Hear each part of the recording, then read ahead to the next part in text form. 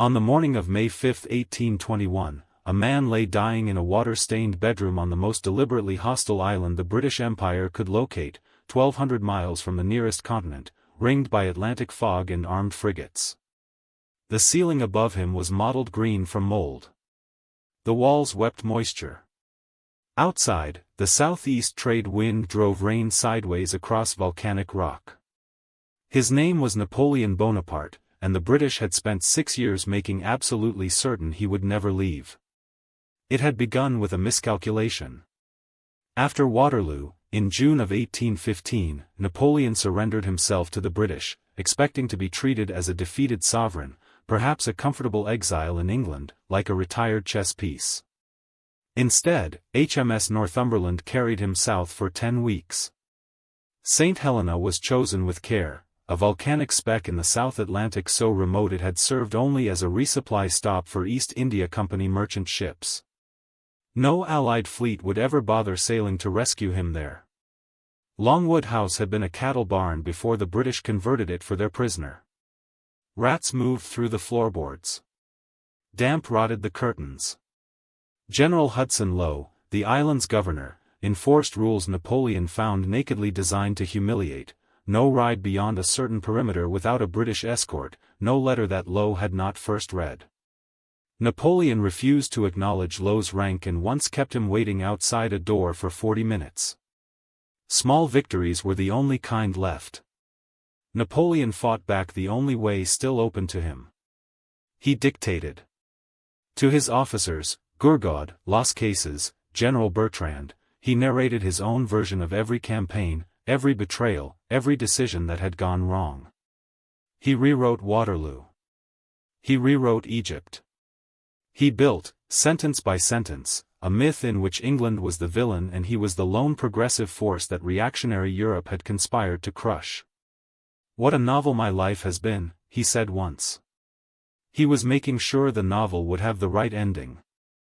By 1821, the dictation had stopped. He could barely eat. His legs swelled. He vomited through the night and grew too weak to stand unaided.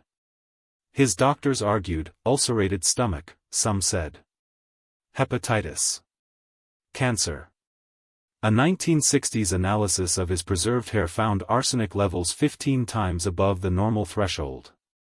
The green wallpaper at Longwood, tinted with a copper arsenite pigment fashionable at the time, produced arsenic gas as island mold consumed it. The prison itself, it seems, had been the weapon. Unintentionally, probably. The British were rarely that subtle. He died at 17 minutes to 6 in the evening. One of his last coherent phrases, according to General Bertrand, was "Tête d'armée," head of the army. Whether he was reliving a battle, issuing a phantom command, or simply drifting through the only life his mind had ever known, Bertrand did not record. He was 51 years old. The British buried him on the island, under a willow tree, with a blank stone, because they could not settle whether to inscribe it Napoleon or General Bonaparte. 19 years later, a French frigate arrived to bring him home. Half of Paris lined the streets in December sleet to watch the gilded hearse pass under the Arc de Triomphe he had never seen completed. The man who had crowned himself emperor in Notre Dame, who had redrawn the map of Europe twice, died slowly in a converted cattle barn on a rock chosen specifically because no one would bother rescuing him from it. The British got exactly what they wanted. They also built his legend for him. Strip away the damp walls and the blank gravestone and what remains is one of history's cleanest ironies: the British didn't merely imprison Napoleon, they handed him the exact conditions he needed to become permanent. The island gave him time and humiliation in equal measure, and he spent both manufacturing a myth.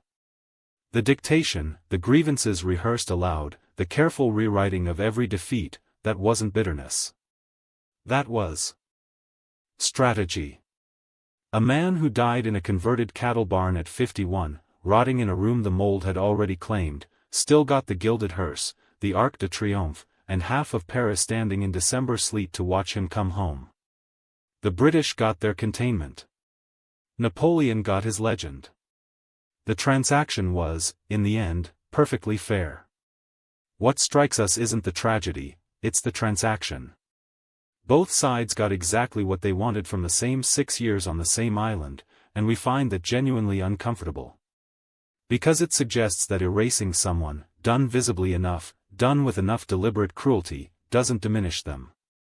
It defines them. The prison becomes the credential. The blank gravestone becomes the loudest possible statement.